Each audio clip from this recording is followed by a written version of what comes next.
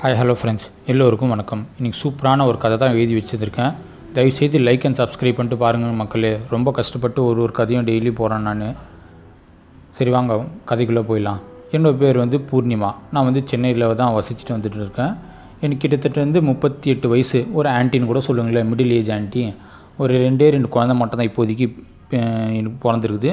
என்னோடய பேர் சிவலிங்கம். என் கண்ணோட பேர் அவர் கொஞ்சம் திறனாளி. கை கால் கொஞ்சம் சரியாக வேலை செய்யாது. டெய்லரிங் கடை நடத்தி வராரு. அவருக்கு உதவியாக அவருடைய தம்பி மகன் சுப்பிரமணியம் அந்த கடையில் தான் வேலை செஞ்சுட்டு வராரு. சுப்பிரமணியம் எங்கள் வீட்டில் தங்கி தான் வேலை செய்கிறாரு. ஒவ்வொரு மாலையும் சிவலிங்கம் சுப்பிரமணியம் கடைக்கு செல்கிறார்கள். இரவு நேரத்தில் மட்டும் சுப்பிரமணியம் தன் சொந்த வீட்டுக்கு திரும்பி செல்கிறான். 2 குழந்தைகள் பிறந்த பிறகு சிவலிங்கம் பூர்ணிமாவை சரியாக கவனிப்பதே இல்லை. பூர்ணிமா தன் உள்ளத்தை ஆசைகளையும் எல்லாமே அடக்கி கொண்டு ரொம்பவே கஷ்டப்படுறான். என்ன பண்ணுறதுன்னு வழி தெரியல அதுக்கும். இப்படிப்பட்ட சூழ்நிலையில் தான் பூர்ணிமாவுக்கு சில நாட்களாக இன்ஸ்டாகிராமில் பயன்படுத்த ஆரம்பித்து விட்டாள். ஒரு நாள் பூர்ணிமா தன் இன்ஸ்டாகிராமும் ஃபேஸ்புக்கில் ஒரு ஐடி ஓப்பன் பண்ணிவிட்டு ஃபேஸ்புக்கில் ஃபோட்டோ போட ஆரம்பிச்சிட்டான். உடனே வர்மா என்ற கணக்கிலிருந்து அந்த புகைப்படத்துக்கு ஒரு லைக் வந்தது. பூர்ணிமாவுக்கு உடனடியே வர்மா என்ற அந்த கணக்கை ஃபாலோ செய்தால். வர்மா வேறு யாரும் இல்லை, எங்கள் அப்பார்ட்மெண்ட்லேயே தங்கியிருக்கிற ஒரு பையன். பார்க்கறது அழகாக இருப்பான். வர்மாவுக்கு கிட்டத்தட்ட 22 வயசு தான் ஆகுது. வர்மா இப்போது காலேஜில் தான், பனிமலர் காலேஜில் தான் படிச்சுட்டே இருக்கான். பூர்ணிமாவுக்கு ஃபாலோ செய்த உடனே வர்மா பூர்ணிமாவுக்கு ஹாய் அக்கா என்று மெசேஜ் அனுப்புனா. பூர்ணிமா உடனே ஹாய்டா தம்பி எப்படி இருக்குது அப்படின்னு சொல்லி அனுப்பிச்சாங்க. எப்படி இருக்கீங்க, என்ன பண்ணுறீங்க, சாப்பிட்டீங்களா, தூங்குனீங்களா, என்ன பண்ணின்னு இருக்கீங்க அப்படின்னு சொல்லிட்டு 6-8 மெசேஜ் அவன் அனுப்ப ஆரம்பிச்சிட்டான். பூர்ணிமாவும் சும்மா தான்டா இருக்கேன், இப்போ தான்டா சாப்பிட்டு முடிச்சேன், என் புருஷன் இப்போ தான்டா வந்தார், அப்படி இப்படின்னு குழந்தை இப்போ நான் தூங்க வச்சேன்.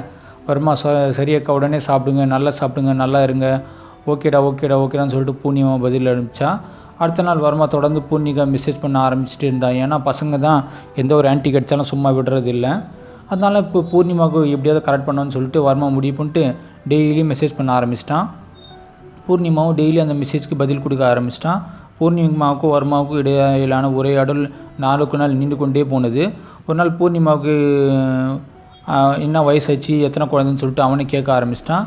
பட்டு பூர்ணிமா உண்மையை சொல்ல ஆரம்பிச்சிட்டான். பரவாயில்ல, இந்த காலத்து பசங்க தான் ஆன்ட்டியை தானே பிடிக்கும், அவனே என்னை அக்கானெலாம் கூப்பிடாதரா, இனிமேல் என் பேர் சொல்லி கூப்பிட்றா அப்படின்னு சொல்லிட்டு இவளும் சொல்லிட்டான். சரி பூர்ணிமா அப்படின்னு சொல்லி கூப்பிடுறேன் அப்படின்னு சொல்லிட்டு அவனும் பூர்ணிமான் பேரை கூப்பிட்டான். நானும் உன்னை தம்பின்னு கூப்பிட மாட்டேன்டா, வரணானே கூப்பிட்றேன், மரியாதை மனசில் இருந்தால் போதும் அப்படின்னு சொல்கிறான். ஏன்னா இவளுக்கு கரெக்ட் பண்ணணுன்னு ஆசை, அவனுக்கும் ஆன்ட்டி கரெக்ட் பண்ணணுன்னு ஆசை. என்ன காலத்தில் வாழ்ந்துன்னு இருக்கோமோ நம்ம போங்க. நாட்கள் செல்ல பூர்ணிமாவுக்கும் வர்மாவுக்கும் இடையிலான உரையாடல் நேரம் ரொம்பவே ஆழமாகவும் நீடிக்கிச்சே போயிட்டே இருக்குது.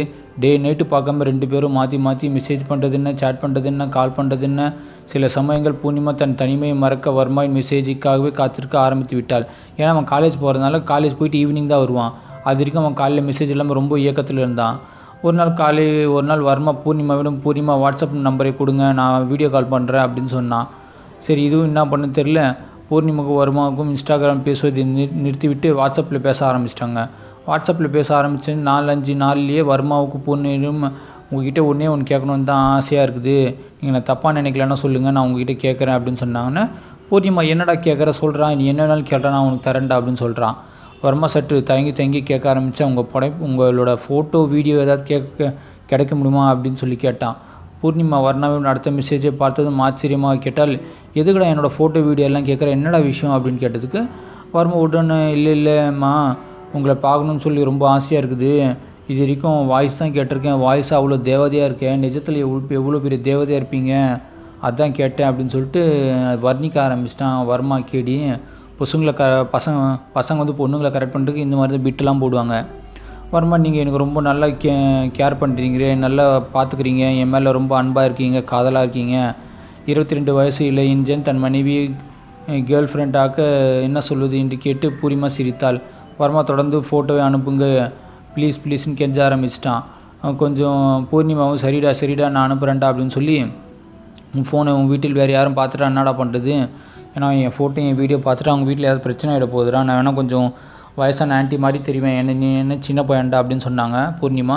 வர்மா இல்லை நீங்கள் அனுப்புங்க நான் பார்த்துக்கிறேன் அப்படின்னு சொல்லிட்டு நான் பாஸ்வேர்ட் போட்டிருக்கேன், யாருக்கும் தெரியாது அப்படின்னு சொன்னேன். பூர்ணிமா சிரிச்சிட்டே சரிடா அனுப்புகிறேன்டா அப்படின்னு சொல்லிட்டு இளஞ்சிவப்பு நிறத்து புடவை, நெற்றில் குங்குமம், உதடுகள் லேசான லிப்ஸ்டிக்கு, அழகான தேவதை மாரி மேக்கப்லாம் போட்டு செல்ஃபி எடுத்து பூர்ணிமா வர்மாவுக்கு அனுப்புனான். வர்மா அந்த ஃபோட்டோ பார்த்துட்டு சிறிது நேரம் எதுவும் சொல்லவே இல்லை, அமைதியாக இருந்தான். பூர்ணிமா என்னடா பார்த்துட்டு ஒன்றுமே சொல்ல மாட்டேன்றி அப்படின்னு சொல்லி கேட்டால் பூர்ணிமா. வர்மா ஒன்றும் இல்லை, ஒன்று மட்டும் சொன்னான். அடுத்த நாள் வாட்ஸ்அப்பில் பேசும்போது வர்மா பூர்ணியோட வீடியோ காலில் வர முடியுமா, உங்களை ஃபோட்டோ பார்த்ததுலேருந்து நான் மயங்கிட்டேன், உங்களுக்கு வீடியோ காலில் பார்த்தே ஆகணும் அப்படின்னு சொன்னான். பூர்ணிமா முடியாது என்று சொல்லிவிட்டாள். வர்மா கோபமாக ஆன்லைனில் இருந்து விலகி போனான். மறுநாள் வர்மா மீண்டும் ஆன்லைன் வந்தப்போ ப்ளீஸ் ப்ளீஸ் ப்ளீஸ்ன்னு கெஞ்ச ஆரம்பிச்சிட்டான். வீடியோ கால் வாங்க, ஃபோட்டோ தான் அனுப்பிச்சிட்டிங்க, இப்போ வீடியோ கால் ஏன் வர மாட்டீங்கன்னு கெஞ்ச ஆரம்பிச்சிட்டான். பூர்ணிமா சரிடா மாலை ஒரு 4-5 மணிக்கு மேலே வரேன்டா, என் புருஷன் கொஞ்சம் வெளில போயிடுவார், அந்த டைமில் அவருக்கு தெரியாத நேரத்தில் நான் வரேன்டா அப்படின்னு சொல்லிட்டு பூர்ணிமா சொன்னான். ஓகே வர்மா சரியா, நான் கரெக்டாக ஒரு 4-5 மணி நானே வெயிட் பண்ணுவேன் உங்கள் காலுக்காக அப்படின்னு சொன்னான். பூர்ணிமா காலையில் அட்டன் பண்ணிட்டு வர்மா பூர்ணிமா பார்த்ததும் எதுவும் பேசாமல் அமைதியாக அப்படியே கண்ணாலே பேச ஆரம்பிச்சிட்டான் வர்மா. பூர்ணிமா என்னடா கால் பண்ணிட்டு அட்டன் பண்ணிட்டு வீடியோ பண்ணிட்டு எதுவும் பேசவே மாட்டேன்ற, என்னையே பார்த்துட்டு சைட் அடிச்சுன்னு இருக்கேன், பேசலாம் தெரியாதாடா, ஃபோன் கால்லன்னா அப்படி பேசுகிறேன், வீடியோ கால்லாம் பேசவே மாட்டேன்றேன், என்னடா பேசுகிறான்னு பூர்ணிமா சொல்கிறான். வர்மா உடனே உங்கள் அழகில் நான் மயங்கிட்டேங்க்கா, அதை தான்க்கா பேசவே முடியல அப்படின்னு சொல்கிறான். சீ போடா கலாய்க்காதரா அப்படின்னு சொல்லிட்டு பூர்ணிமா சொல்லுது. வர்மா என்ன கல்யாணம் ஆனாலும் நீங்கள் அவ்வளோ அழகாக தேவையாக இருக்கீங்க, உங்களை யாரும் அனுபவிக்கிறதே இல்லை போல இருக்குது, உங்கள் மேலே காதல் யாரும் வைக்கிறதே இல்லை போல இருக்குது, உங்கள் அழகை கண்டு நான் மிரண்டு போயிட்டேன், உங்கள் அழகு தேவதை எப்படியாவது நான் ருசிக்கணும் போல இருக்குதுக்கா அப்படின்னு சொல்லிட்டு வர்மா வர்ணிக்க ஆரம்பிக்கிறான். பூர்ணிமா டே போதாண்டா என்னை இப்படி யாரும் புருஷன் கூட சிவிலியும் கூட இந்த மாதிரி புகழ்ந்ததே இல்லைடா அப்படின்னு சொல்லிகிட்டே இருந்தான். அப்போது வீட்டுக்கு யாரோ ஒரு சத்தம் கேட்டது. பூர்ணிமா ஓகே யாரோ வீட்டில் வந்துட்டாங்க போல இருக்குது, நாளைக்கு பேசிக்கலாம்டா, வீடியோ பாய்ன்னு சொல்லிட்டு டக்குன்னு ஃபோனை கட் பண்ணிட்டு போயிட்டான். அதற்கு பிறகு தினமும் வர்மாவும் பூர்ணிமாவும் வீடியோ காலில் பேச ஆரம்பித்து விட்டார்கள். ஒரு நாள் வீடியோ காலில் பேசி கொள்ளும்போதே வர்மா அக்கா உண்மையை உங்ககிட்ட சொல்லான்னு நான் இருக்கேன், நீங்கள் என்ன கேட்பீங்க எனக்கு தெரியல, பட் இருந்தாலும் என் உண்மையை சொல்லி தான் ஆகணும் அப்படின்னு சொல்லிட்டு பூர்ணிமா சொல்லுடா என்னடா சொல்ல போகிறேன்னு பார்க்கலாம் அப்படின்னு சொல்லிட்டு உடனே எனக்கு உங்கள் மேலே ரொம்பவே ஆசை இருக்குது, காதல் இருக்குது, நீங்கள் என்ன சொல்கிறீங்க அப்படின்னு கேட்டான். உங்களுக்கு கூட ஒரு நாளாவது தனிமையாக இருக்கணும், ரொம்ப சந்தோஷமாக இருந்து விளையாட ஆரம்பிக்கணும்னு சொல்லிட்டு ரொம்ப ஏக்கமாக இருக்குதுக்கா அப்படின்னு சொல்லிட்டான். பூர்ணிமா டே என்னடா இந்த மாதிரிலாம் பேசுகிறேன், உன் வயசு என்ன, என்னோடய சைஸ் என்னடா இப்படி பேசுகிற, சரியில்லையாடா, நீ தப்பாக பேசுகிறியாடா, நான் அந்த மாதிரி ஆள்லாம் இல்லைடா. வர்மா அக்கா உங்களை பார்க்கும்போதெல்லாம் எனக்கு இப்போவே என்னென்னமோ தோணுதுக்கா, அதனால் கண்டிப்பாக உங்கள் கூட நான் காதல் பண்ணி ஆகணும், உங்கள் உடம்புக்கு ஏதோ ஒரு மாற்றம் எல்லாமே நடக்குது என்றான். வர்மா அப்படி சொன்னதும் பூர்ணிமா பெரும் அதிர்ச்சியில் அமைதியாக இருந்தால். திடீரென்று வர்மா வீடியோ காலில் தன் உடைகள் எல்லாத்தையும் கலைச்சிட்டான். பூர்ணிமா ரொம்ப ஷாக்காகி அப்படி சில மாதிரி இவன்ட்டான். என்னடா நடக்குது இங்கே, வீடியோ கால் பண்ணது தப்பாக போச்சு அப்படின்னு சொல்லிட்டு பதட்டத்தில் பூர்ணிமா வர்மா உன் அக்கா பயந்து விட்டீங்களே என்று கேட்டான். பூர்ணிமா ஐயோ ஏன்டா இப்படிலாம் பண்ணுறேன், இந்த சொல்லி ஏதாவது பண்ணுறேன், வீட்டில் யாராவது வந்து பார்த்துட்டா நானடா பண்ணுறதுன்னு ஒரு சீட் பூர்ணிமா கத்துறான். நான் ரொம்ப பயந்துட்டேன்டா, உனக்கு அறிவே இல்லையாடா, எதுன்னு சொன்னால் சொல்லிட்டு பண்ணுறான், நான் வேறு இடத்துல இருப்பேன், திடீர்னு நீ புருஷன் வந்துட்டு என்னடா பண்ணுறது, டே முதல்ல உன் ட்ரெஸ்ஸெல்லாம் மாட்டுற நீ அப்படின்னு சொல்லிட்டு பூர்ணிமா அசிங்கமாக திட்ட ஆரம்பிச்சிட்டா கெட்ட வார்த்தையில். வர்மா முடியவே முடியாது, நீங்கள் எனக்கு வேண்டும் கண்டிப்பாக, நீங்கள் ரொம்ப நாட்களில் என்னை ஆசை இது பண்ணிட்டீங்க, பட் என்னால் எதுவுமே சந்தோஷமாக இருக்கவே முடியல, நீங்கள் காதலை ஒத்துக்கிட்டா தான் நான் ட்ரெஸ் எல்லாத்தையும் மாட்டேன் அப்படின்னு சொல்லிட்டு தர்ணா போராட்டத்தில் இறங்கிட்டான் வர்மா. பூர்ணிமா டே முடியாதுடா, நீ நினைப்பது எல்லாம் நடக்காதரா, நீ இன்னும் சின்ன பையன்டா, உனக்கு ஒன்றுமே நடக்காதரா, நீ எப்படிடா என் கூட எல்லாத்தையும் பண்ண முடியும். வர்மா உடனே சின்ன பையன் கூட சந்தோஷமாக இருக்கக்கூடாதா என்ன, எந்த சட்டம் சொன்னது, எனக்கு 22 வயசு ஆச்சு, உங்களுக்கு ஓகேன்னா சொல்லுங்கள் நான் வரேன். வர்மா தொடர்ந்து பாருங்கள் அக்கா, தினமும் உங்களை நினைத்து ஏங்கி இப்படி ஆயிட்டேன், நான் உங்கள் வீடியோ காலில் பேசி கொண்டிருக்கும்போது எல்லாத்தையும் நான் பண்ணுவேன், அக்கா ப்ளீஸ்க்கா வேண்டான்னு சொல்லாதீங்கன்னு சொல்லி கெஞ்ச அழ ஆரம்பிச்சிட்டான். பூர்ணிகா எதுவும் பேச முடியல, ஏன்னா ஒரு சைடு அவனால் புருஷனால் சந்தோஷப்படுத்த முடியல, ஒரு சைடு வர்மா சின்ன பையன் சந்தோஷப்படுத்தான்னு சொல்லி கெஞ்சுறான். என்ன பண்ணு தெரியாமல் பூர்ணிகா முழிச்சு நிற்கிறான். அப்போது தான் வர்மா 2 குழந்தைகள் பிறந்த பிறகு உங்கள் புருஷன் சிவலிங்கம் உங்களை சரியாக கவனிப்பதில்லைன்னு நல்லா தெரியும். இதை கேட்டதும் பூர்ணிமா அதிர்ச்சியில் உறைந்து போயிட்டாள். இந்த விஷயம் வர்மாவுக்கு எப்படி தெரிந்தது என்று பூர்ணிமா அதிர்ச்சியில் உறைந்து போனாள். வர்மா பேசிய பூர்ணிமாவை ஒரு வழியாக ஒப்புக்கொள்ள வைத்து விட்டான். அந்த நேரத்தில் தான் வர்மாவின் அம்மா பார்வதி ஒரு கால் வந்துச்சு. பார்வதி வர்ணாவோட அம்மா கூப்பிட்டுக்கிறாங்க, நான் போயிட்டு அப்புறமா வரேன்னு சொல்லிட்டு கிளம்பிட்டான். பிறகு உங்களுக்கு அழைக்கிறேன்னு சொல்லிட்டு வீடியோ காலை கட் பண்ணிட்டு ஓடிட்டான். பூர்ணிமா என்னடா இது, வர்மா பேசி நிர்மூலி என்னை ஒப்புக்கொள்ள வைத்து விட்டானே என்று தனக்குத்தானே அதிர்ச்சியில் உறைந்து போய்விட்டாள். ஒரு கட்டத்தில் ஒரு இளம் பையன் பூர்ணிமா மீது இவ்வளோ அன்பு, காதல், பாசம் எல்லாம் வைத்திருக்கிறான்னு சொல்லிட்டு பூர்ணிமாவாலே அவளை நம்ப முடியல. பூர்ணிமா நினச்ச அளவுக்கு நான் மனசில் நினச்சது ஒருத்தன் திருப்தி பண்ணுறதுக்கு ஒரு பையன் பிறந்திருக்கானு சொல்லிட்டு பூர்ணிமா ஒரு சைடு சந்தோஷம், இன்னொரு சைடு என் புருஷனுக்கு துரோகம் பண்ணுறோன்னு சொல்லிட்டு ஒரு வருத்தம். அதன் பிறகு வர்மாவும் சந்தோஷமாக இருக்கலாம் என்று பூர்ணிமா முடிவு செய்து விட்டாள். சிறிது நேரம் கழித்து வர்மா மீண்டும் பூர்ணிமாவுக்கு கால் அழைப்பு வந்துவிட்டது. வர்மா அக்கா, நேரில் சந்தித்து ஒரு முறையாவது சந்தோஷமாக இருக்கலாங்க்கா அப்படின்னு சொல்லிட்டு மறுபடியும் புராண கதையை சொல்ல ஆரம்பிச்சிட்டான் வர்மா. பூர்ணிமா, எனக்கும் ஆசை தாண்டா இருக்குது, என்னடா பண்ணுறது, சரியான இடம் நேரம் காலெல்லாம் அமையணும்டா. பூர்ணிமாவும் எனக்கு ஆசையாக இருக்குது, ஆனால் பயமாக இருக்குது, என்ன பண்ணுறதுன்னு தெரிலடா, எங்கள் வீட்டில் தெரிஞ்சு ஏதாவது பிரச்சனை ஆகிடும்டா அப்படின்னு சொன்னான். வர்மா, அக்கா அப்படியெல்லாம் ஒன்றும் தேவையில்லை, ஞாயிற்றுக்கிழமை நான் மெரினா பீச்சில் வந்து ரூம் ஏதாவது போகலான்னு இருக்கேன், வரீங்களா, உங்களுக்கு பாதுகாப்பான இடம் நான் தரேன் அப்படிங்கிறான். நம்ம இருவரும் போயிட்டு அங்கே போய் சந்தோஷமாக ஒரு நாளை கழிக்கலாம். பூர்ணிமா, ஏன்டாடே நீ நிஜமாகவே சொல்கிறியாடா, எனக்கு உன் கூட இருக்குது சந்தோஷம் தான், ஆசையாக தான் இருக்குது, ஆனால் வீட்டில் புருஷன் தெரிஞ்சிச்சுன்னா பயமாக இருக்கடா அப்படின்னு பூர்ணிமா சொல்கிறான். அக்கா, உங்களுக்கு மீது ஆசை இல்லை, வெறி அக்கா, நீங்கள் குடும்பத்தில் குத்து விளக்கு மாதிரி கம்பீரமாக அழகாக தேவதை மாதிரி இருக்கீங்க. பூர்ணிமா ஒரு கட்டத்தில் பாதுகாப்பாக இடமாக இருந்தால் சரிதான்டா என்று சொல்லி ஃபோனை வைத்து விட்டாள். கரெக்டாக ஒரு ஞாயிற்றுக்கிழமை அன்று வர்மா கடை வீதிக்கு வந்து பூர்ணிமாவை அழைத்தாள். பூர்ணிமாவுக்கு உடனே கிளம்பி அவனை சந்திக்க சென்று விட்டாள். வர்மா வந்திருந்த காரில் பூர்ணிமாவும் ஏறினாள். காரில் ஏறிய உடனே பூர்ணிமா, எங்கடா போகிறோம் அப்படின்னு சொல்லி கேட்டவுடனே, ஓய்வு தான் போகலான்னு இருக்கேன், வர்மா ஊருக்கு ஒதுக்குப்புறமாக இருக்குது, ஒரு தனியாக வீட்டில் தான் புக் பண்ணியிருக்கேன், காரை ஓட்டினான். அந்த வீட்டுக்கு இருவரும் சென்றார்கள். அங்கு ஒரு ஏர் கண்டிஷனர் பொருத்தப்பட்ட படுக்கறையில் இருந்தது. வர்மாவும் பூர்ணிமாவும் அந்த அறைக்கு வந்து சென்றாங்க, ஓய்வு சென்றாங்க. அறைக்கு நுழைந்தவனும் வர்மா கதையை உடனே பூட்டிவிட்டு தாப்பால் போட்டு விட்டான். பூர்ணிமாவின் பக்கம் நெருங்கினான். பூர்ணிமா வர்மா சொன்னபடியே கருநீல பிளாக் அண்ட் ரெட்டு வந்து ப்ளவுஸ் போட்டு சூப்பராக தேவதை மாதிரி இருந்தா. வர்மா, இந்த உடையில் நீங்கள் வந்து ரொம்ப அழகாக தேவதை மாதிரி இருக்கீங்க பூர்ணிமா, நான் சொன்னபடியே இந்த உடையை அணிந்து வந்ததுக்கு ரொம்ப ரொம்ப நன்றி, ஏன்னா இந்த உடையை நான் தான் கட்டணும்னு சொல்லிட்டு ஆசைப்பட்றேன் அப்படின்னு சொல்லிட்டு கட்டி பிடிச்சிட்டான் பொசுக்குன்னு பைத்தியக்காரன். அதன் பிறகு இருவரும் அந்த இடத்திலே அந்த விஷயத்து என்னென்ன விஷயத்துக்கு வந்துக்குமோ எல்லா விஷயமும் காதல் பண்ண ஆரம்பிச்சிட்டாங்க. பூர்ணிமாவும் வர்மாவும் இதுவரை சின்ன பையன் என்று நினைத்திருந்தார்கள். ஆனால் அன்றுதான் வர்மாவும் பூர்ணிமாவும் மீது எந்த அளவு ஆசை இருந்தது என்று முழுமையாக உணர்ந்தாள். அதன் பிறகு பூர்ணிமா இப்படி ஒரு அடிக்கடி சந்தோஷம் இருக்க வேண்டும் என்று ரொம்பவே ஆசைப்பட ஆரம்பித்து விட்டாள். ஏன்னா அவன் புருஷன் வந்து ஹேண்டிகேப், அவனுக்கு வந்து சந்தோஷம் கொடுக்க முடியாது. பட் இவன் வந்து சின்ன பையன் வர்மா, இவன் நிறைய சந்தோஷம் கொடுக்க முடியும். அதனால் பூர்ணிமாவும் இவன் சந்தோஷத்துக்கு மயங்கிட்டான்.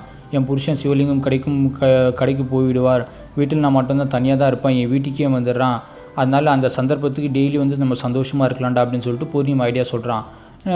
நாம் வந்து இனிமேல் வீட்டிலே சந்தோஷமாக இருக்கலாம் என்று சொன்னதும் வர்மா, இது ரொம்பவே மகிழ்ச்சியாக இருக்குதுக்கா, ஏன்னா இங்கே ரூம் போடுறது ஓய்வுக்கு டெய்லி 2000 செலவாகுது, வீட்டுனா பிரச்சனை இல்லை, இப்போது வசதியாகிடும், இனி தினமும் சந்தோஷமாக இருக்கலாம் இருக்கும். வர்மாவும் சந்தோஷத்தில் துள்ளி குதித்தான். அதன் பிறகு இருவரும் கிடைத்த வாய்ப்புகள் நன்றாக பயன்படுத்தி கொண்டு சந்தோஷத்தை கழித்தார்கள். சிவலிங்கம் தினமும் மாலை வேலைக்கு சென்று விடுவான், இரவில் தான் திரும்புவான். அதனால் அக்கம் பக்கத்தில் ஆட்கள் நடமாட்டம் குறைவாகவே இருக்கும். நேரங்களில் குறிப்பாக மதிய நேரத்தில் எல்லோரும் உணவு உண்டு சரியாக தூங்கிவிடுவார்கள். அப்போது அப்பார்ட்மெண்ட்டில் ஆட்கள் நடமாட்டம் மிகவும் குறைவாக இருக்கும். இந்த நேரத்தில் பயன்படுத்தி கொண்டு வர்மாவுக்கு சாதகமாக கரெக்டாக வந்துடுவான். கரெக்டாக மதியானம் ஒரு 2:30 மணிலேருந்து 3 மணி வரைக்கும் யாரும் இருக்க மாட்டாங்கடா, அந்த நேரத்தில் நீ மெசேஜ் பண்ணு, நான் உன்னை கூப்பிட்டுக்கிறேன், நம்ம ஒரு 1 மணி நேரம் 2 மணி நேரம் சந்தோஷமாக இருந்துட்டு காதல் பண்ணிட்டு அதுக்கப்புறம் போயிடலான்னு சொல்லிட்டு பிளான் பண்ணிட்டு ஒரு 5 மணி வரைக்கும் நம்ம ஜாலியாக இருக்கலாம்டா, எப்படியே தினமும் நம்ம ஜாலியாக இருக்குது, எனக்கு கொஞ்சம் பாடி கொஞ்சம் ஹெல்த்தாக இருக்கும், உனக்கு கொஞ்சம் ஹெல்த்தாக இருக்கும்டா அப்படின்னு சொல்லிட்டு 2 பேரும் பேசிகிட்டே இருந்தாங்க. அவங்க வந்து சந்தோஷமாக இருக்க மற்ற நேரத்தில் எல்லாமே ஃபோனில் பேசிவிட்டு ஃபோன்லேயே மஜாவாக ஜாலியாக டபுள் மீனிங்கில் பேசிவிட்டு ஜாலியாக இருப்பாங்க. இதுக்கு பிறகு தான் சிவலிங்கத்துக்கும் பூர்ணிமா மீது நிறைய சந்தேகம் வர ஆரம்பிச்சிச்சு. ஏன் பார்த்தாலும் ஃபோன்லேயே பேசின்னு இருக்காள், என்ன இவன் என்னை கண்டுக்கவே மாட்டல, குழந்தைங்க கூட யார்கிட்டையும் டைம் ஸ்பெண்ட் பண்ண மாட்டேன்டா, சிரிச்சிட்டே இருக்கா அப்படின்னு சொல்லிட்டு சந்தேகம் வருது சிவலிங்கத்துக்கு. ஒருவேளை தன் மனைவி ஏதாவது தவறான விஷயத்தில் மாட்டிக்கொண்டிருக்காளோ அல்லது யாருடன் தவறான தொடர்பில் இருக்கிறாரோ என்று சிவலிங்கம் தன் மனதுக்குள்ளே நினைக்க ஆரம்பித்து விட்டான். சிவலிங்கம் ஒரு நாள் பூர்ணிமாவிடம், நீ யாரிடம் பேசுகிறியா, யார்கிட்டயா தொடர்பிக்கான்னு சொல்லிட்டு டேரெக்டாக கேட்டான். ஏன்னா புருஷன் இல்லை, பூர்ணிமா என் பழைய நண்பகிட்ட தான் பேசிகிட்டு இருக்கேன் என்று பதில் சொல்லி எல்லாத்தையும் வந்து மறைக்க ஆரம்பிச்சிட்டான். ஐயோ என் புருஷனுக்கு எல்லாம் தெரியுதுன்னு சொல்லிட்டு ஒரு சைடு மனசில் பயம், இன்னொரு சைடு வந்து அந்த பையன் கூட வர்மா கூட இந்த சந்தோஷமான நாட்கள் சொல்லிட்டு ஒரு சந்தோஷம். பூர்ணிமா வாட்ஸ்அப் குரூப்பில் நாங்கள் எல்லோரும் பேசுவதால் கலப்பலப்பாக ஜாலியாக பேசிகிட்டு இருக்கோம், அதை நினச்சிட்டு தான் சிரிச்சிட்டு இருக்கேன் அப்படின்னு சொல்லிட்டு அவன் புருஷனை எவ்வளோ பொய் சொல்ல முடியுமோ எவ்வளோ பொய் சொல்ல ஆரம்பிச்சிட்டான். இருந்தாலும் சிவலிங்கத்துக்கு வந்து பூர்ணிமா மீது இருந்த சந்தேகம் கொஞ்சம் கூட கம்மியே ஆகல. என் பொண்டாட்டி இதுக்கு முன்னாடிலாம் இந்த மாதிரிலாம் பேசினதே இல்லை, சந்தோஷமாக இருந்ததே இல்லை, திடீர்னு இப்படி பண்ணின்னு இருக்கால. ஒரு நாள் சிவலிங்கம் பூர்ணிமாவின் நடத்தில் சந்தேகம் கொண்டு வேலைக்கு சென்ற பிறகு மனைவி என்ன செய்கிறார் என்று தெரிந்து கொள்ள வேண்டும் என்று நினைத்து வீட்டையே சோதிக்க முடிவு செய்து விட்டான். வேலைக்கு சென்ற சிவலிங்கம் திடீரென்று மதிய நேரத்தில் வீட்டுக்கு திரும்பி வந்தான். கடையில் சுப்பிரமணியை விட்டுவிட்டு, சுப்பிரமணி யாருன்னா சிவலிங்கம் கடையில் வேலை செய்கிறது தான் சுப்பிரமணி. சிவலிங்கம் எதிர்பாராத விதமாக வீட்டுக்கு வந்தான். அந்த சமயம் பார்த்தால் வீட்டில் பூர்ணிமாவும் வர்மாவும் தனியாக விளையாடி கொண்டே இருந்தார்கள். நேரில் பார்த்ததும் சிவலிங்கத்துக்கு பெரிய ஹார்ட் அட்டாக்கு, தலைவலி, என்ன எவ்வளோ கோபம், பேயாக மாறலான்னு முடிவு பண்ணிட்டான் சிவலிங்கம். அதன் பிறகு சிவலிங்கம் பூர்ணிமை கடுமையாக திட்டு அடிக்க ஆரம்பித்து விட்டான். கத்தியத்திரம் வெட்டிரண்டி, உன்னை கொலை பண்ணிடுறான் அப்படின்னு ஏதோ கெட்டாட்ட வார்த்தை திட்ட ஆரம்பிச்சிட்டான். சிவலிங்கம் வர்மாவிட, நீ உன் அப்பா இந்த அப்பார்ட்மெண்ட்டில் தானே ஒரு பொறுப்பாளர் நபராக இருக்கார், உன் அப்பா கிட்ட நான் பேசிக்கிறேன்டா. இந்த விஷயம் வெளியே தெரிந்து உன் அப்பா பெரிய அவமானம் ஏற்படும்டா. இனிமேல் நீ வீட்டு பக்கமே வரக்கூடாதுன்னு சொல்லிட்டு கண்டித்து விரைச்சிட்டாங்க வர்மாவை. சிவலிங்கம் பூர்ணிமையும் கடுமையாக கண்டித்து அடிக்க ஆரம்பித்து விட்டான். சிவலிங்கம், நான் உன்னை நம்பி தானேம்மா வேலைக்கு போகிறேன், நீ இப்படி தவறு பண்ணிடலாமா, நீ என்னை ஏமாத்தலாமா, என்னை துரோகம் பண்ணலாமா, இந்த மாதிரி ஒரு இளம் பையன் கூட நீ ஜாலியாக இருந்தான். அப்போ புருஷன் நான் எதுக்குமா இருக்கேன், அக்கம் பக்கத்தில் பார்த்தா என்னம்மா நினைப்பாங்க, என்னையெல்லாம் தப்பாக நினைக்க மாட்டாங்களாம், 2 குழந்தைக்கு அம்மா நீ, இந்த ஆசைக்கு நீ இந்த மாதிரி பண்ணிக்கிற, நீ யோசிக்க மாட்டியா, உனக்கு அறிவு இல்லையா, படித்த பொண்ணு தான் சொல்லிட்டு சிவலிங்கம் தொடர்ந்து அடுக்கடுக்கான கேள்விகள் கேட்கவே ஆரம்பிச்சுட்டு இருந்தான். நம்ம குடும்பத்து குழந்தைகளுக்கு தினமும் இரவும் பகல் பார்க்காம நான் கஷ்டப்பட்டுருக்கேன், ஆனால் நீ என்னடா இவன் கூட ஜாலியாக மஜா பண்ணிட்டுருக்கேன், நான் கஷ்டப்பட்டு சம்பாதிக்கிறது எல்லாமே யாருக்காக, எல்லாம் 2 குழந்தைகளும் என் பொண்டாட்டி உனக்காக தான்மா பூர்ணிமா. ஆனால் நீ என்னடா என் கஷ்டத்தை கொஞ்சம் கூட புரிஞ்சிக்காம வேற ஒரு பையனை கூட மஜா பண்ணின்னு இருக்கேன். இது தெரிஞ்சிருந்துச்சுன்னா நான் வேலைக்கே போமா, வீட்டிலே உட்காந்துருப்பேன்ல, இந்த பணத்தை வேறு ஏதாவது நான் செலவு செஞ்சுருப்பேன்ல, உங்களுக்காக செலவு செய்கிறேன். இப்படி குடும்பமாக சொல்லி என் கஷ்டப்பட்டு, ஆனால் நீ வேறு யாரு கூடயோ சந்தோஷப்பட்டிருந்தா அப்போ நான் கஷ்டப்பட்டதுக்கு பலன் என்னமா கிடைக்கும்னு சொல்லிட்டு சிவலிங்கம் ஒரு சைடு அழ ஆரம்பிச்சிட்டான். ஆனால் நீ எனக்கு இப்படி துரோகம் பண்ணுறியம்மா, உனக்கு எப்படி மனசு வந்துச்சு என்று பல அறிவுகளுக்கு கூற சிவலிங்கம் பூர்ணிமாவுக்கு கூறினான். என்னதான் சிவலிங்கம் புத்திமதி சொன்னாலும் மதிய நேரம் வந்தால் பூர்ணிமாவுக்கு வர்மாவின் நினைவுகள் வந்து கொண்டே இருந்தது. அதனால் மீண்டும் வர்மாவின் தொடர்பு கொண்டாள் பூர்ணிமா.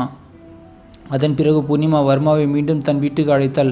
வர்மா வர பயந்துட்டே இருந்தான். பூர்ணிமா, நீ வாடா, என் புருஷன் சிவலிங்கம் ஒன்றும் செய்ய மாட்டான்டா, அவனை நான் பார்த்துக்கிறேன்டா, உங்ககிட்ட சந்தோஷம் இல்லாமல் என்னால் இருக்க முடியலடா அப்படின்னு சொல்லிட்டு அழ ஆரம்பிச்சிட்டான். அவர் யாரிடம் சொல்ல மாட்டார், நான் அவரை சமாளித்துக் கொள்கிறேன், நீ எனக்கு சந்தோஷம் கொடுத்தே ஆகணும் அப்படின்னு சொல்லிட்டு மிரட்ட ஆரம்பிக்கிறார் பூர்ணிமா. அதை நம்பி வர்மா மீண்டும் பூர்ணிமா வீட்டுக்கு வர ஆரம்பித்தான். மீண்டும் இருவரில் இடையேயான ஒரு தகாத உறவு தொடர்ந்து கொண்டே இருந்தது. மதிய நேரம் ஆனவுடன் இரவும் தினமும் சந்தோஷமாக இருக்க ஆரம்பித்தார்கள். சிவலிங்கம் பூர்ணிமா புத்திமதியை ஏற்று திரிந்து விட்டாள் என்று நினைத்து அவன் வேலைக்கு சென்று விட்டான். அதனால் சில நாட்கள் சிவலிங்கம் பூர்ணிமாவில் சந்தேகம் வரவே இல்லை, சோதிக்கவும் இல்லை. ஆனால் பூர்ணிமா பழையபடியே வர்மாவுடன் அந்த விஷயத்தில் அவரை விட்டு கொடுக்கவே முடியல. ஏன்னா பூர்ணிமா அடிக்ட் ஆகிட்டான் அந்த பையன் மேலே. சிவலிங்கத்துக்கு இது தெரியாது. ஒரு நாள் எதிர்பாராத விதமாக சிவலிங்கத்துக்கு மீண்டும் சந்தேகம் வந்தது. அதேபோல் ஒரு நாள் சிவலிங்கம் திரும்பவும் எதிர்பாராத விதமாக வீட்டுக்கு சென்று பார்த்தான். மதிய நேரத்தில் மீண்டும் ஒரு நாள் சிவலிங்கம் வீட்டுக்கு சென்றபோது மீண்டும் 2 பேர் இருந்ததை பார்த்தான். கோபம் தலைக்கு ஏறியது. சிவலிங்கம் வர்மாவை கடினமாக ஒரு குச்சி எடுத்து செம்ம அடிக்க ஆரம்பிச்சிட்டான். அதன் பிறகு இருவரும் தனியாக இருப்பதை பார்த்த சிவலிங்கம் கோபத்தை கட்டுப்படுத்தவே முடியவில்லை. இந்த முறை அறிவுலாம் இல்லைடா, நேராக அடிதடிடான்னு சொல்ல ஆரம்பிச்சிட்டான். வர்மா வழி தாங்க முடியாமல் ஜட்டியோடு ஓடிட்டான். கேடி ஓடுற வேலையில் சொல்லிட்டு செம்ம அடி. சிவலிங்கம் கோபம் தீரும் வரை பூர்ணிமாவை கொடுமையாக தாக்க ஆரம்பிச்சிட்டான். போலீஸ் அடியெல்லாம் கேள்விப்பட்டிருக்கீங்களா, அந்த மாதிரி அடிக்க ஆரம்பிச்சிட்டான். ஏன்னா முதல்லையே அந்த நாய்ங்க சந்தோஷமாக இருந்தால் துணியெல்லாம் இல்லை, அதனால் உடம்பு ஃபுல்லாக அந்த 2 பேச்சஸ் பட்டுச்சு. பூர்ணிமாவில் வலியை தாங்க முடியாமல் பூர்ணிமா துடித்து போனாள். இருந்தாலும் வர்மா மறக்க முடியவில்லை. வர்மாவுடன் மீண்டும் தொடர்பு வைத்து கொள்ள வேண்டும் என்று எண்ணம் பூர்ணிமா மனதுக்குள் எப்படி வந்தது என்று தெரியவில்லை. இந்த அடியால் தான் உன்னை திருத்த முடியும், அன்பால் உன்னை திருத்த முடியாது. அதுவும் அவன் கண் முன்னாக வர்மாவை அடித்தது பூர்ணிமாவுக்கு தாங்கிக் கொள்ளவே முடியவில்லை. அதனால் சிவலிங்கத்துக்கு ஏதாவது செய்ய வேண்டும் என்று பூர்ணிமா உறுதியாக முடிவு செய்து விட்டாள். மறுநாள் பூர்ணிமா வழக்கம் போல வர்மாவுக்கு ஃபோன் செய்துவிட்டு வீட்டுக்கு வாடா என்று மிரட்டி வர வைத்தாள். வர்மா இல்லை வேணாம், அவன் புருஷன் நான் அடிப்பான் அப்படின்னு சொல்லிட்டு பயந்துகிட்டே இருந்தான். ஏற்கனவே ஒரு முறை அடிச்சிட்டான், 2 முறை அடிச்சிட்டான், எத்தனை வாட்டி தான் நானும் அடித்தாங்கிறது, அவர் அடிச்சுட்டு நிறுத்த சொல்லு, 3வது முறை இது மாட்டிக்கிட்டான், அவ்வளோதான், அவன் என் கத்தி எடுத்து சொருவிடுவான், நான் வரமாட்டேன்ட்டு மறுத்தான். இதனால் தன் தகாத உறவுக்கு தடையாக இருந்த தன் புருஷன் சிவலிங்கத்தை எப்படியாவது பூட்டு தள்ளிடலான்னு சொல்லிட்டு பூர்ணிமா முடிவு செய்தாள். பூர்ணிமா வர்ணமாவிட நம்முடைய உறவுக்கு இடையூறாக இருப்பது என் புருஷன் சிவலிங்கம் மட்டும்தான்டா, இருவரும் சேர்ந்து அவனை ஒழிச்சிடலான்டா, நம்ம 2 பேருக்கும் இடையூறாக இருக்கவே கூடாதான்னு சொல்லிட்டு பூர்ணிமா வர்மா மீது உள்ள மோகத்தில் ஆசையால் தன் புருஷனை முடித்து விடலாம் என்று முடிவு செய்து விட்டாள். அதன் பிறகு எப்படி சிவலிங்கம் கொலை செய்வது தாங்கள் சிந்திக்க வேண்டும் என்பது இருவரும் தீவிரமாக யோசிக்க ஆரம்பித்தார்கள். பல்வேறு படங்கள், நியூஸ் பேப்பர்கள், ஏஐகள் எல்லாத்தையும் பார்க்க ஆரம்பித்து விட்டார்கள். சிவலிங்கம் உடல்நிலை மிகவும் மோசமடைந்து விட்டது. பூர்ணிமா உடனே சிவலிங்கம் மருத்துவமனைக்கு அழைத்து சென்றாள். அங்கு டாக்டர் கார்த்தி, உங்கள் புருஷன் சிவலிங்கத்துக்கு உடல்நிலை கொஞ்சம் மோசமாக இருக்குமா, 10-15 நாள் வீட்டிலே ரெஸ்ட் எடுக்க சொல்லுங்கம்மா, அதை பிறகு வேலைக்கு போக சொல்லுங்கள், அவர் மனசு ரொம்ப சரியில்லை போல இருக்குது. பூர்ணிமாவும் சரி டாக்டர் கார்த்தி, என் புருஷ சிவலிருந்து நான் வீட்டிலேயே நல்லபடியாக வச்சு பார்த்துக்கிறேன்னு சொல்லிவிட்டேன். டாக்டர் கார்த்திக்கு எழுதி கொடுத்த எல்லா மருந்து மாத்திரைங்களாம் வாங்கிட்டேன். வீட்டுக்கு வந்துட்டாங்க. வரும் வழியில் பூர்ணிமாவுக்கு ஒரு கொடூரமான யோசனை தெரியுது. இப்போ தான் என் புருஷனுக்கு உடம்பு சரியில்லை, இதே சாக்கை வச்சு போட்டு தள்ளிட்டானா நம்மளுக்கு எதுவும் சந்தேகம் வராது, நானும் வருமாவும் ஜாலியாக வாழ்க்கை நடத்தலாம்னு சொல்லிட்டு மனசுக்குள்ளே ஒரு சந்தேகம் கணக்கு போட்டுகிட்டே இருந்தான். இந்த மருந்துக்கு பதிலாக வேறு ஏதாவது ஒரு தூக்க மாத்திரை ஏதாவது கொடுத்து என் புருஷனை போட்டு தள்ளிடலாமா, இரவு தூங்கும் போது இந்த மாத்திரை கொடுத்தானா ஒரே அடியாக அமுச்சு கொலை செஞ்சிடலாமா அப்படின்னு சொல்லிட்டு ஏகப்பட்ட கனவுகள் இப்போதே வரும். அவர் உடல்நிலை சரியில்லை என்று உறவினர்கள் மற்றும் அக்கா பக்கத்தினர் சொல்லி வைக்கலாம். 2 நாட்கள் கழித்து அவரை ஏதாவது போட்டு தள்ளிடலாம். உடல்நிலை சரியில்லை, இறந்து போய்விட்டார் என்று எல்லோருக்கும் நம்ப வைத்து விடலாம். யாருக்கும் எந்த சந்தேகம் வராது என்று பூர்ணிமா மனசுக்குள்ளே திட்டம் தீட்டினாள். வீட்டுக்கு வந்த உடனே பூர்ணிமா தன் திட்டத்தை வர்மாவிடம் விவரிக்க எல்லாத்தையும் சொல்ல ஆரம்பிச்சிட்டான். பூர்ணிமா இந்த திட்டத்தை சொன்னவொன்னே வர்மா அப்படியே ஷாக் ஆகிட்டான். பூர்ணிமா, டே எனக்கு அவசரமாக எப்படியாவது ஒரு 10 முதல் ஒரு 15 மாத்திரை வேணாண்டா அப்படின்னு சொன்னான் வர்மா கிட்டேன். என் புருஷன் சிவலிங்கத்து ஒரு 3 நாளுக்கு அப்புறம் நான் அவனை போட்டு தள்ளிடலான்னு இருக்கேன். மாத்திரைலாம் கொடுத்துட்டு அதுக்கு நீ தான் வந்து ஹெல்ப் பண்ணும். அவள் தூங்கின பிறகு நான் உனக்கு கால் பண்ணுறேன், என் வீட்டுக்கு வா, நம்ம 2 பேர் வந்து தலைகாணி வச்சு அவர் போட்டு தள்ளிடலாண்டா அப்படின்னு சொல்லிட்டு எல்லாமே பூர்ணிமா வந்து A to Z பிளானை சொன்னான். காலையில் நான் உடல்நிலை வந்து சரியில்லாமல் என் புருஷன் சிவலிங்கம் இருந்து போயிட்டான்னு சொல்லி நான் எல்லாரையும் நம்ப வைத்து செம்ம ட்ராமா பண்ணி நான் செம்ம அழ வைக்கிறேன், நீ வந்து ஜாயின் பண்ணிக்கோ. வருமா, இந்த திட்டம் நல்ல இடம் தான் இருக்குது, நம்ம 2 பேருக்கு இடையில இருக்குது அந்த கேடி பையன் தான் உன் புருஷனை, அவனை போட்டு தள்ளிடலான்னு சொல்லிட்டான். தன் நண்பன் மூலமாக எப்படியாவது மாத்திரெல்லாம் மெடிக்கல் ஷாப்பில் போய் வாங்கிட்டு வந்துட்டான் வர்மா. பூர்ணிமாவை 3 நாட்கள் தன் புருஷன் சிவலிங்கம் மிகுந்த அக்கறையுடன் அப்படியே குழந்த மாதிரி பார்த்துக்கிட்டா பூர்ணிமா ஏமாத்துறதுக்கு.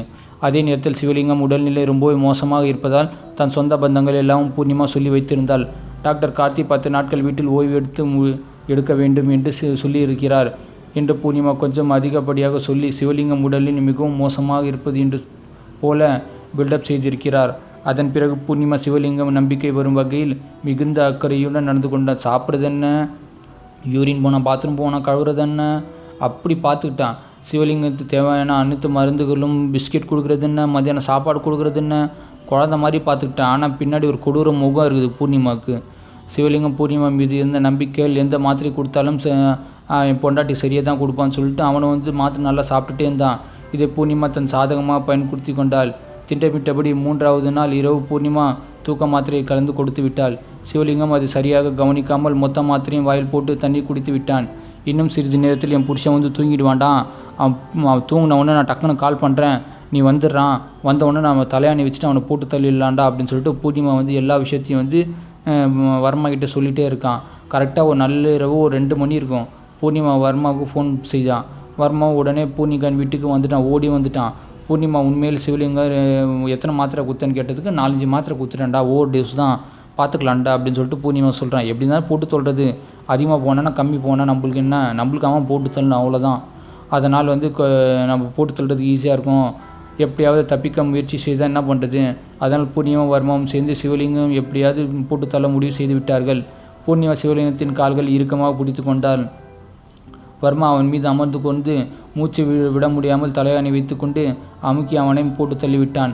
சிவலிங்கம் எப்படியாவது தப்பிக்க வேண்டும் என்று கதறினான். பட் அவனால் ஒன்றுமே பண்ண முடியல. ஏன்னா அவனுக்கு வந்து நினைவே இல்லை. அந்த சித்தத்தை கேட்டு சிவலிங்கத்தின் தம்பி மகன் சுப்பிரமணி திடீரென்று அறைக்கு ஓடி வந்துட்டான். அந்த நள்ளிரவு நேரத்தில் பூர்ணிமாவும் வர்மாவும் சேர்ந்து சிவலிங்கத்தை ஏதோ பண்ணுறதுக்கு முயற்சி செய்தது அவன் பார்த்துட்டான். சுப்பிரமணி அறைக்கு ஓடி வந்ததை காட்சி பார்த்து மதிச்சில் அப்படியே நின்று போனாங்க 2 பேரும். உடனே பூர்ணிமா சுப்பிரமணியை கடுமையாக மிரட்டினான். பேசாமல் இங்கிருந்து வெளில போவோம், என் புருஷன் நான் போட்டு தள்ளான்னு இருக்கேன், நீ எதுக்கிட்ட உள்ளே வந்து, இது எங்கள் குடும்ப பிரச்சனை, நீ யாரா இதெல்லாம் கேட்குறதுக்குன்னு சுப்பிரமணியை பூர்ணிமா திட்ட ஆரம்பிச்சிட்டான். அதனால் நீ தேவையில்லாமல் இந்த விஷயத்தெல்லாம் தலையிடாத, அப்படி தலையிட்டால் என் புருஷன் சிவலிங்கத்துக்கு போட்டு தள்ளது நீ தான் சொல்லிட்டு நான் போலீஸ்கிட்ட உன் பேரை சொல்லிவிடுவேன் அப்படின்னு சொல்லிட்டு அவள் தம்பியை மிரட்ட ஆரம்பிச்சிட்டா. எவ்வளோ பெரிய கொடூர சைக்கோவாக இருக்கும் பூர்ணிமா. அப்பா சாமி. பயத்தில் நடுங்கிய சுப்பிரமணி எதுவும் பேசாமல் வீட்டை விட்டு வெளியே ஓடி சென்று விட்டான். அதன் பிறகு பூர்ணிமாவும் வர்மாவும் சேர்ந்து 2 பேரும் தன் புருஷன் சிவலிங்கத்தை துடித்துடிக்க சைக்கோத்தனமாக கொலை செய்து முடித்து விட்டார்கள். எல்லாத்தையும் முடித்தோன்னா வர்மா, ஏன் அந்த பையன் விட்டுட்டீங்க, அவன் ஓடி போயிட்டானே, அவனையும் போட்டு தள்ளணுமே, நம்ம ஒருத்தனை போட்டு தள்ளலான்னு நினச்சி இப்போ பார்த்தா 2 பேரும் போட்டு தள்ள வேண்டியதாக இருக்குது. அவன் நம்மளை பற்றி வெளில சொல்லிட்டான்னு அவ்வளோதான், இப்போ வந்து நம்ம புருஷனை போட்ட மாதிரி அவனையும் போட்டு தள்ளணும். பூர்ணிமா வந்து இல்லை நான் அவனை வந்து போட்டு தள்ளிடுறேன் என்று மிரட்டி அவன் பயந்து போயிட்டான். அதனால் அவன் யார்கிட்டையும் சொல்ல மாட்டான் அப்படின்னு சொல்லிட்டு பூர்ணிமா சொல்கிறான். அதனால் கண்டிப்பாக அவன் இந்த விஷயத்தை யாரிடம் சொல்லவே மாட்டான். நான் அவனை இப்போதைக்கு கொண்டிருக்க ஒரே நேரம் 2 உடல்களை இருந்திருக்கும். அப்போது நம்மால் பொய் சொல்ல முடியாது. எப்படி ஒரு நேரத்தில் 2 பேர் இதற்கு இறந்தார்கள் என்று பலருக்கு சந்தேகம் குழப்பமும் வரவும் நாமும் சிக்கிக்கொள்வோம். அதனால் முதலில் என் புருஷனை போட்டு தள்ளிடலாம், சிவலிங்கத்தை மூடி மறைச்சிடலாம். அதுக்கப்புறம் சுப்பிரமணியை பார்த்துக்கலாம். அவருக்கு செய்ய வேண்டிய இறுதி சடங்குகள் அனைத்தையும் நல்லபடியாக முடித்துவிட்டு அதன் பிறகு அந்த ஓடிப்போன சுப்பிரமணியம் கண்டுபிடித்து அவன் கதையை முடித்து விடலாம் என்று பூர்ணிமா சைக்கோ குரலில் சொன்னாள். வர்மா உடனே சரி சரி, ஏன்னா இவன் அடிக்ட் ஆகிட்டான், இவன் ஒரு பைத்தியக்காரன். அந்த பொண்ணு என்ன சொன்னாலும் ஆமாங்கிறான். ஒரே நேரத்தில் 2 பேரும் கொலை செய்கிறது தப்பு தான் அப்படின்னு சொல்லிட்டு இவனும் சொல்கிறான். அதால் முதலில் உன் புருஷன் சிவலிங்கத்துக்கு கதையை முடித்தது நல்லதாக போயிடுச்சு. சிவலிங்கம் இறுதி சடங்குகளை எல்லாமே வர்மா தான் முன்னின்று நடத்த ஆரம்பித்து விட்டான். அந்த பையனை தேடி போட்டு தள்ளுறது ஏன் பொறுப்பு அப்படின்னு வர்மா எடுத்துக்கிட்டான். பூர்ணிமா சரி என்று ஒப்புக்கொண்டாள். விடிந்ததும் பூர்ணிமா என் புருஷன் சிவலிங்கம் இறந்து விட்டார் என்று தகவலை எல்லா சொந்த பந்தங்க வீட்டில் அக்கம் பக்கத்தில் இருக்க எல்லார்கிட்டையும் சொல்ல ஆரம்பிச்சிட்டான். உடனே அக்கம் பக்கத்தில் எல்லாரையும் பதறடித்து அழ ஆரம்பிச்சிட்டாங்க. மாலைக்கு ட்ரம் செட்டுக்கு எல்லாத்தையும் சொல்லி வச்சுட்டாங்க. அழுது கொண்டே வந்தாங்க. பூர்ணிமாவும் அவங்க சொந்தக்காரங்க எல்லாம் சொல்லி அனுப்பிச்சிட்டாங்க. பூர்ணிமா தன் நாடகத்தை அரங்கேற்ற ஆரம்பித்து விட்டாள். தானும் அழுது புலம்பி விட்டாள். ஒரு வழியாக சிவலிங்கம் உடலை இறுதி சடங்கில் தயார் செய்ய குளிப்பாட்ட போனார்கள். குளிப்பாட்டும் போது திடீரென்று இரவில் ஓடிப்போன சுப்பிரமணிய வீட்டுக்கு ஓடி வந்தான். பூர்ணிமா அவனை பார்த்ததும் அதிர்ச்சியில் அப்படியே செல்ல போய் நின்ட்டான். அடப்பாவி, இந்த நாய் தான் எல்லாத்தையும் நான் கொலை பண்ணும்போது பார்த்துட்டு அவன் வந்துட்டு சொல்லிவிடுவானு சொல்லிட்டு பயந்துட்டு நடுங்கிட்டே இருந்தான். ஏதாவது சொல்லிவிடுவானு என்ன பண்ணு தெரியலையே, உண்மையை வெளியே வந்துட்டு அவ்வளோதான் போல இருக்குன்னு சொல்லிட்டு பூர்ணிமா அப்படியே பயந்து நடங்கிட்டே இந்த கைகள்லாம் உதிர ஆரம்பிச்சிச்சு பூர்ணிமாவுக்கு. ஆனால் பூர்ணிமா நினைத்தது போலவே சுப்பிரமணியம் எல்லோரும் முன்னிலையும் அவர் இயற்கையாக சாகவில்லை. அவர் கொன்னது அவரோட பொண்டாட்டி தான். இந்த ஆன்ட்டி பூர்ணிமா தான் என் நைட்டு வந்து வர்மாவும் சேர்ந்து அவனை கொலை பண்ணாங்க அப்படின்னு சொல்லிட்டு எல்லோரும் முன்னே கத்த ஆரம்பிச்சிட்டான். அதை என் 2 கண்ணாலும் பார்த்தேன். அவர்கள் என்னையும் கொண்டு விடுவேன் என்று மிரட்டினார்கள். அதனால தான் கத்திட்டு அவன் ஓடிட்டேன். சுப்பிரமணியம் அந்த அறைக்கு வந்து பார்த்த காட்சியை கண்டதும் அதிர்ச்சி உறைந்து போனான். பயத்தில் நடுங்கிய சுப்பிரமணியம் எல்லோரும் முன்னாலும் இது இயற்கை மரணம் இல்லை, இது கொலை கொலை கொலை என கத்த ஆரம்பித்து விட்டான். என்ன பெரியப்பா, சிவலிங்கம் கொலை செய்தான். நான் என் 2 கண்களாக நேரில் பார்த்த சாட்சி நான் மட்டும்தான். அவர்கள் என்னை மிரட்டினார்கள். நானும் உயிருக்கு பயந்து ஓடிவிட்டேன். இதை கேட்ட பூர்ணிமாவின் சொந்த பந்தங்கள் அக்கம் பக்கத்தின் அனைவரும் பெரும் அதிர்ச்சியில் உறைந்து போய்விட்டார்கள். குறிப்பாக சிவலிங்கத்தின் உறவினர்கள், சிவலிங்கத்தின் அப்பா அம்மாக்கள் என்னாடி நடந்துக்குதுங்க, என் பையனை நீ தான் கொலை பண்ணிட்டேன்னு சொல்லிட்டு அவங்க திட்ட ஆரம்பிச்சிட்டாங்க. டக்குன்னு சிவலிங்கத்தோட அப்பா அம்மா வந்து போலீஸுக்கு கால் நிலத்துக்கு வந்து பக்கத்தில் இருக்க ராயாபுரம் போலீஸ் ஸ்டேஷனுக்கு கால் பண்ணாங்க. இந்த மாதிரி என் பையனை வந்து கொலை பண்ணிட்டான், பிரேத பரிசோதனை செய்யுங்க, இது கொலை பண்ணது இவ தான் அப்படின்னு சொல்லிட்டு சொல்ல ஆரம்பிச்சிட்டாங்க. சுப்பிரமணியம் கொடுத்த வாக்குமூலம் அடிப்படையில் போலீஸார் பூர்ணிமாவை உடனே கைது செய்தார்கள். அது மட்டுமில்லை, பூர்ணிமாவின் கள்ளக்காதலன் யார் என்று விசாரணை தொடங்கிவிட்டது. யார் என்று விசாரணை செய்து பார்த்தால் வர்மா என்று அவர்களுக்கு தெரிய வந்தது.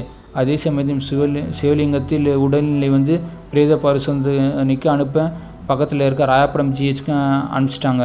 ஏன்னா இது இயற்கை மரணம் இல்லை, கொலை பண்ணனால அது வந்து எப்படி கொலை பண்ணான்னு சொல்லிட்டு அவங்க வந்து போஸ்ட்மார்ட்டம் ரிப்போர்ட் கொடுத்தா தான் அது வந்து கோர்ட்டில் வச்சு தான் அது செல்லுபடியாகும். கழுத்தை நெரிச்சி மாத்திரை கொடுத்து கொலை பண்ணியிருக்காங்க படுபாவி பசங்க. இதனால் இது திட்டமிட்ட கொலை என்று போலீஸார் உறுதி செய்தார்கள். போலீஸின் தீவிர விசாரணைக்கு பயந்து வர்மாவும் சரி இவளும் சரி 2 பேரும் எல்லாம் உண்மையை ஒத்துக்கிட்டாங்க. போலீஸ் அடிக்காத முன்னாடியே 2 பேர் அப்ரூவ் ஆகிட்டாங்க. ஏன்னா தண்டனை கொஞ்சம் கம்மி பண்ணலான்னு சொல்லிட்டு. இதனால் பூர்ணிமாவும் தப்பிக்க முடியாமல் மாட்டிக்கொண்டாள். அதன் பிறகு சிவலிங்கத்தை கொலை செய்த குற்றத்திற்கு பூர்ணிமாவுக்கும் 2 கடுங்காவல் தண்டனை. அது மீன்ஸ் 20 வருஷம் 2 பேருக்கும். சுப்பிரமணியம் மட்டும் அந்த வீட்டில் இல்லாமல் இருந்திருந்தால் பூர்ணிமாவும் வர்மாவும் சேர்ந்து கொலை பண்ணி இது நேரம் யாருக்கும் தெரியாமல் அப்படியே மறைச்சிட்டு இருப்பாங்க. ஆனால் கடவுள் மேலே பார்த்துட்டு இருக்காரு. யாராவது ஒருத்தர் வந்து தப்பு பண்ணால் கண்டிப்பாக மாட்டிப்பாங்க. அதனால் தயவுசெய்து இந்த கள்ளக்காதலில் மட்டும் தயவுசெய்து யாரும் தப்பே பண்ணாதீங்க. இந்த பூர்ணிமாவின் வாழ்க்கை வந்து இப்போது வேலூரில் வந்து அடக்கம்பாறையில் வந்து ஜெயில் கம்பி நின்றுட்டு இருக்குது. பூர்ணிமாவும் சரி வர்மாவும் சரி. அதனால் தயவுசெய்து யாரும் வாழ்க்கையில் தப்பு பண்ணாதீங்க. நன்றி, வணக்கம்.